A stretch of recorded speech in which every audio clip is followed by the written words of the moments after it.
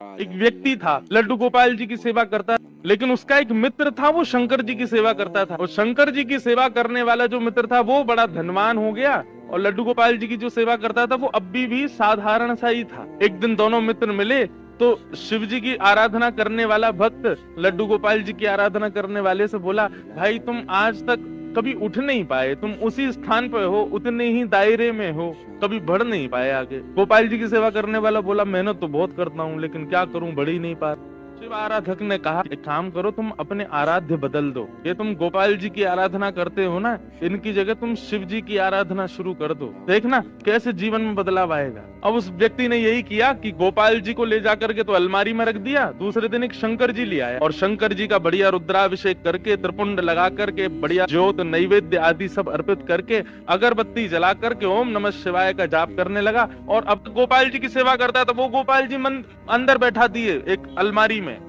उनकी सेवा बंद, ओम नमः शिवाय का जाप करने लगा। जैसे ही इसका जाप पूर्ण हुआ, मालाओं को नेत्रों से लगा करके इसने शंकर जी को प्रणाम किया, तभी देखता है कि अगरबत्ती का जो धुआं था ना, वो उसी अलमारी की तरफ जा रहा था जहां गोपाल जी बैठे थे। तो इसके मन में भावना आई कि आज तक इनकी आराधना करता रहा तो मुझे कभी कुछ दिया नहीं, आज तक भी मैं सामान्य हूँ, और अब मैं शंकर जी की आराधना कर रहा हूँ, उनको नैवेद्य धूप दीप दिखा रहा हूँ, तो अगरबत्ती की सुगंधी भी उनको नहीं लेने दे रहे, खुद ले रहे हैं अंदर अलमारी में बैठ के। रुको इनको अभी बताता हूँ। उठ करके गया, अलमारी खोल करके जैसे ही गोपाल जी को पकड़ने लगा, इतने में ही गोपाल जी सच में प्रकट हो गए और उस प्रकट होकर के उसका हाथ पकड़ लिया। जैसे ही गोपाल जी प्रकट हुए, उस भक्त ने कहा, बोले भगवान आप प्रकट हो गए? बोले हाँ प्रकट हो गए। बोले तो फिर ये तो मैं सबको बता दूंगा कि भाई शिव जी की आराधना से गोपाल जी प्रकट होते हैं। गोपाल जी बोले, नहीं भैया, हम शिव जी की आराधना से प्रकट हुए ऐसी बात नहीं है। तुम शिव आराधना करो, सूर्य आराधना करो, चंद्र आराधना करो, किसी की भी आराधना करो, उससे हमको कोई दिक्कत नहीं है,